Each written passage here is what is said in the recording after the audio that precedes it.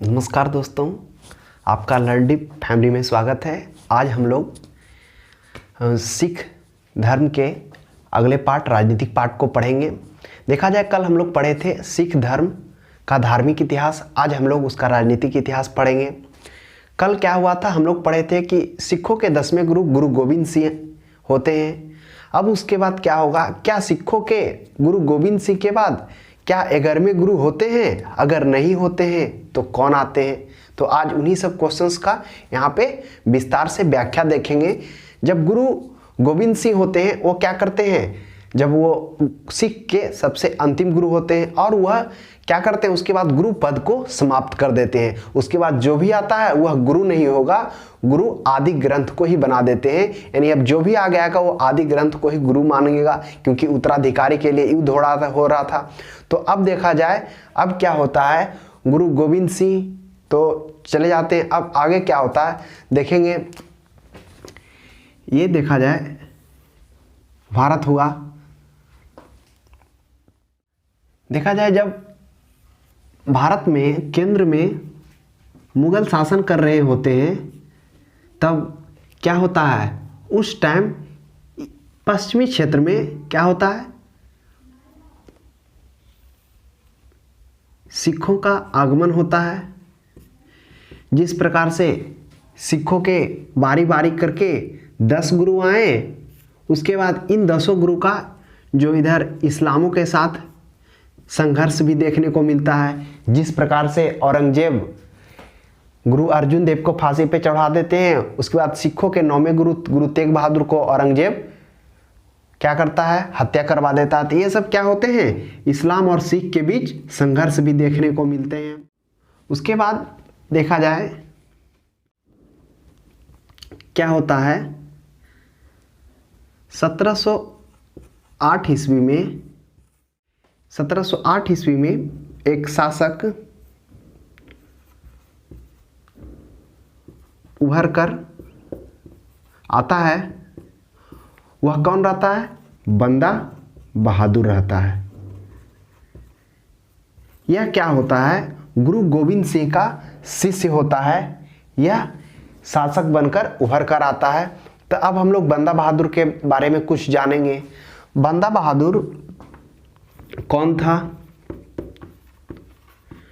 बंदा बहादुर का जो शासन काल रहता है वह 1708 से 1716 ईस्वी में रहता है। इनका जो जन्म हुआ था वह जम्मू कश्मीर में हुआ था और इन्हें गुरु गोविंद सिंह गुरु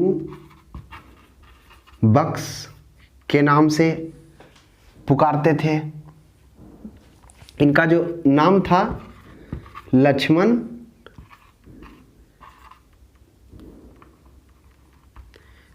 देव था।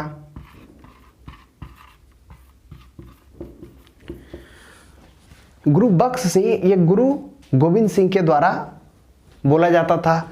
बाद में क्या होता है, यह गुरु बख्श क्या करता है, यह अपने को क्या करता है, गुरु गोविंद सिंह का बंदा कहकर पुकारने लगता है। तो उसके बाद यह क्या होता है, बंदा बहादुर के नाम से जाना जाता है, बंदा बहादुर होता है। उसके बाद क्या होता है,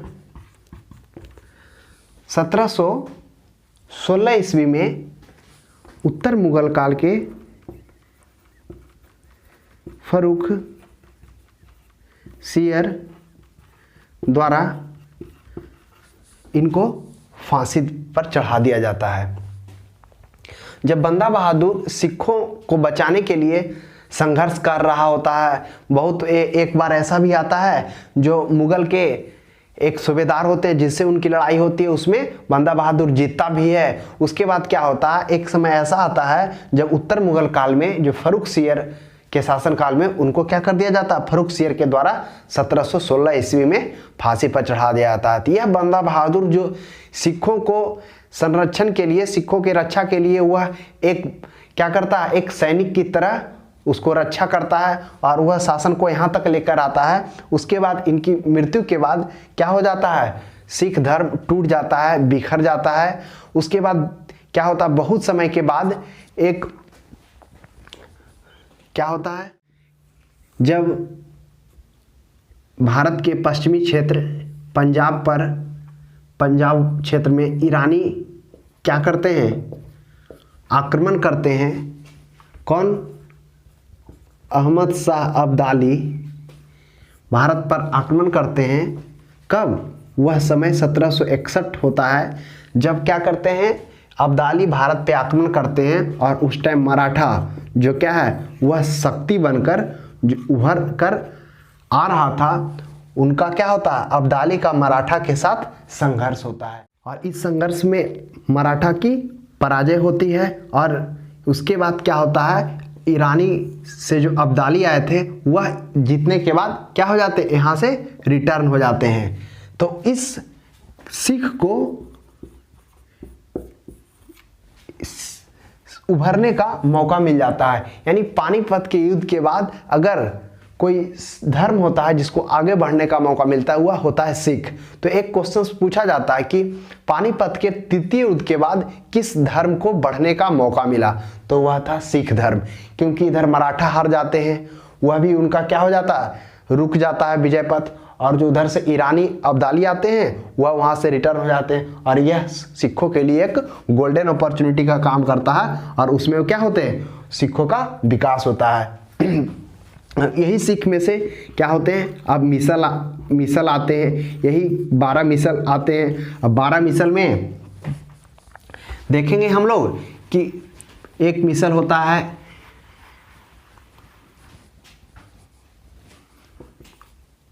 भंगी मिसल, दूसरा होता है सुकुर चुकिया मिसल,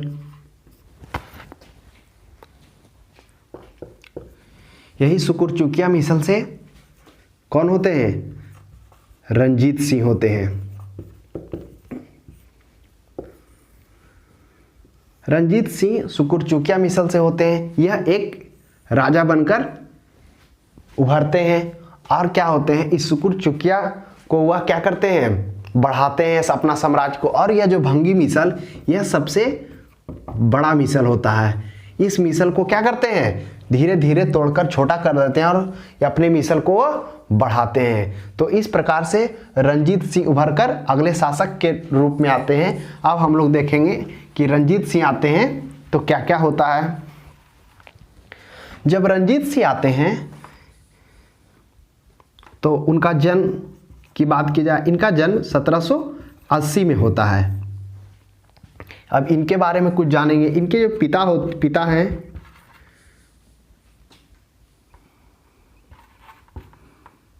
महासिंह, इनके पिता होते हैं महासिंह। उसके बाद कि रंजीत सिंह जब सिख धर्म का शासक बनकर आता है तब उनको बहुत सारा संघर्ष का भी सामना करना पड़ता है। जब यह शासक बनता है तो उस टाइम क्या हो रहे थे, पश्चिमी क्षेत्र में ईरानी अफगानी से भी आक्रमण हो रहे थे। उधर अफगानिस्तान से भी बार बार क्या हो रहा था, उधर युद्ध के लिए बार बार आह्वान हो रहा था। तो क्या करना पड़ता, रंजीत सिंह को बहुत सारे युद्ध का भी सामना करना पड़ता है। तो उसी में से क्या होता है, एक अफगानी क्षेत्र से बाहर एक जमन शाह, ये जमन शाह कौन होता है, यह अफगानिस्तान का शासक, वह क्या करता है, भारत पर आक्रमण करता है। तो जब ये जैसे ही जमन शाह आक्रमण करता है तो रंजीत सिंह के साथ क्या होता है, इनका संघर्ष होता है। और इस संघर्ष में यह जो अफगानी था ये क्या करता है, रंजीत सिंह के साथ पराजय होता है और इसको खदेड़ कर रंजीत सिंह यहाँ से भारत से बाहर करते हैं। जब यह जमन शाह क्या करता है, जब यहाँ से जा रहा होता है तब इसके 12 तोप चिनाव नदी में गिर जाते हैं। तो रंजीत सिंह क्या करता है, यह 12 तोप को चिनाव नदी से निकलवाकर वह जमन शाह के दरबार में पहुंचा देता है। जब जमन शाह को यह बात पता चलती है तो वह काफ़ी खुश होता है और रंजीत सिंह को अवसर देता है अपने राज्य को अपनी सीमा तक फैलाने का। तो उसके बाद क्या होता है, रंजीत सिंह क्या होता है अपनी सीमा को लाहौर तक ले जाते हैं और लाहौर में अपनी राजनीतिक राजधानी भी बनाते हैं। उसके बाद क्या होते हैं, अमृतसर में वह अपना धार्मिक राजधानी बनाते हैं, क्योंकि अमृतसर क्या था, धार्मिक स्थल था, वहाँ पे गोल्डन टेम्पल का भी निर्माण था। तो इस तरह से वह धार्मिक स्तर से वह महत्वपूर्ण था, इसलिए उन्होंने अपना जो धार्मिक राजधानी है वो अमृतसर को रखते हैं और राजनीतिक राजधानी लाहौर बनाते हैं। उसके बाद क्या होता है,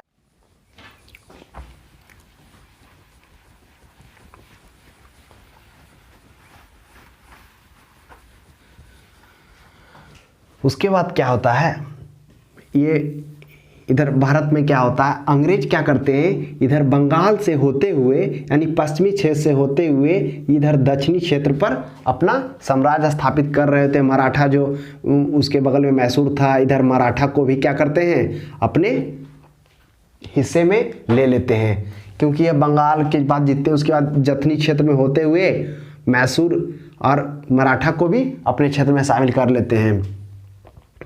उसके बाद क्या होता है,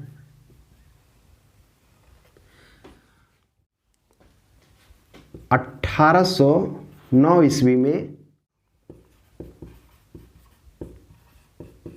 मेटकॉफ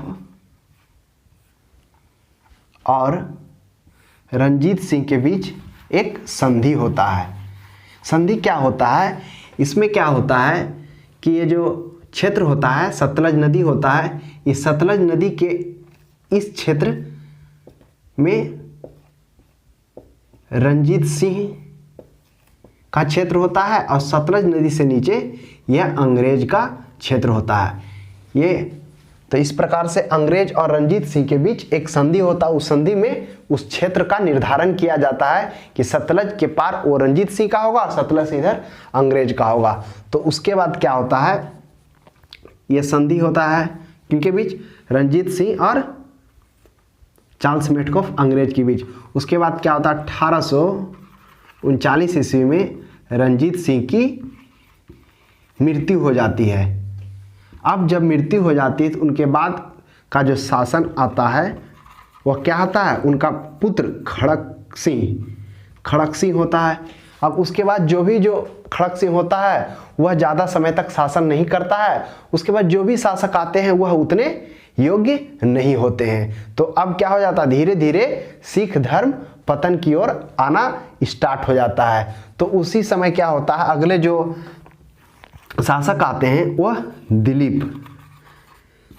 दिलीप को क्या किया जाता है, अल्पवयस्क समय में वहाँ का शासक बना दिया जाता है और महारानी जिंदल क्या होती है, उनकी संरक्षण में होती है। उनको 50,000 पेंशन कहकर क्या कर दिया जाता है, इनको यहाँ पर शासक बना दिया जाता है। और उसी टाइम में उधर जब शासन कौन कर रहा होता है, डलहौजी का शासन होता है, जिसकी हड़प नीति आप लोग जानते होंगे कि डलहौजी का हड़प नीति काफ़ी प्रसिद्ध था।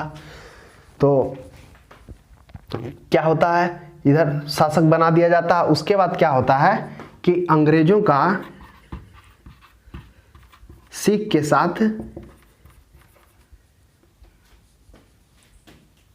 संघर्ष होता है, जो किस नाम से जाना जाता है, आंग्ल सिख युद्ध। जो प्रथम आंग्ल सिख युद्ध हुआ था वह 1845 से 46 में। प्रथम आंग्ल सिख युद्ध में लाहौर की संधि हुआ था 1846 में। उसके बाद एक संधि होती है भैरव वाल की संधि होती है, यह 1846 में होती है। तो चूंकि अंग्रेजों को पता चल जाता होता है कि अब जो शासक हैं उतने योग्य नहीं, कहने का मतलब अब अंग्रेजों को क्या हो चुका था, मुंह में खून का दाग लग चुका था, यानी कहने का मतलब है उसको यह एहसास हो चुका था कि अब जितने भी शासक हैं वह उतने योग्य नहीं हैं। तो उसके बाद वही जो संघर्ष होता है उसके में संधि होता है, एक लाहौर की संधि और एक भैरोवाल की संधि जो 1846 में होता है, और ये भी क्या होता है जो भैरोवाल की होता है वह भी 1846 में होता है। और जो द्वितीय संधि होता है, द्वितीय आंग्ल सिख युद्ध, यह कब होता है? 1848 से 49 के बीच। इसमें क्या हो जाती है, क्या हो जाता है? सिखों की समाप्ति हो जाती है, यानी सिख इसमें सफाया हो जाते हैं, यानी अब उसके बाद कोई भी योग्य शासक नहीं बचते हैं। और तो आप उस टाइम डलहौजी का रहता ही है, और डलहौजी क्या करता है यहाँ पर अपना हड़प नीति से जो भी सिख का क्षेत्र था उस क्षेत्र पर क्या करता है, वह अपना अधिकार कर लिया होता है। तो इस तरह से क्या होता है, अंग्रेज बंगाल से होते हुए, मैसूर मराठा होते हुए पश्चिमी क्षेत्र पंजाब को भी अपने अधिकार क्षेत्र में ले लेता है। तो इस तरह से हम लोग यहाँ पे देख लिए कि किस प्रकार से सिख धर्म में सिखों के 10 गुरु आए, उसके बाद उस 10 गुरु में कैसे बंदा बहादुर निकल के आता है, फिर रंजीत सिंह निकल के आते हैं, रंजीत सिंह संघर्ष करते हैं, एक जमन शाह के साथ होता है, फिर अंग्रेजों के साथ भी संघर्ष करते हैं, उसमें कुछ वो जीतते भी हैं, उसके बाद लेकिन लास्ट में क्या हो जाता है, उनका पराजय हो जाता है। उसके बाद क्या होता है, अल्पवयस्क शासक कौन बनता है? दिलीप बनता है, जो बहुत ही छोटा अवस्था में उनको शासक बना दिया जाता है। तो उनकी संरक्षक के रूप में जिंदल को साथ में रखा जाता है। 50,000 पेंशन की बात की जाती है, और जैसे ही जब ये संधि होता है ना, उसके बाद इसको 50,000 नहीं, इसको पेंशन को और कम कर दिया जाता है, 48,000 कर दिया जाता है, और दिलीप को यहाँ से ब्रिटेन पढ़ने के लिए भेज दिया जाता है। तो और उसके बाद अंग्रेज क्या करता है, उस क्षेत्र को जहाँ पर सिखों का शासन था उसको अपने अंडर में ले लेता है और सिख का समाप्त हो जाता है। तो इस तरह से हम लोग पढ़ लिए। अब इससे जितने भी ऑब्जेक्टिव हैं वो आप बनाएंगे, बिल्कुल बनेगा। और इसका जैसे ही जो भी टॉपिक खत्म होगा हम उसका 24 से 48 घंटा के अंदर उसका ऑब्जेक्टिव भी डालते जा रहे हैं, और इसका भी ऑब्जेक्टिव हम आपको डाल देंगे। आप ऑब्जेक्टिव को बना लीजिएगा, और जो भी दिक्कत है आप कमेंट में पूछ सकते हैं। अब आगे हम लोग जो पढ़ेंगे, क्या पढ़ेंगे, मराठाओं के साथ अब जो अंग्रेज का होगा, अंग्रेज मराठा युद्ध, अब अंग्रेजों का संघर्ष मराठा के साथ होगा, हम लोग अगले क्लास में देखेंगे।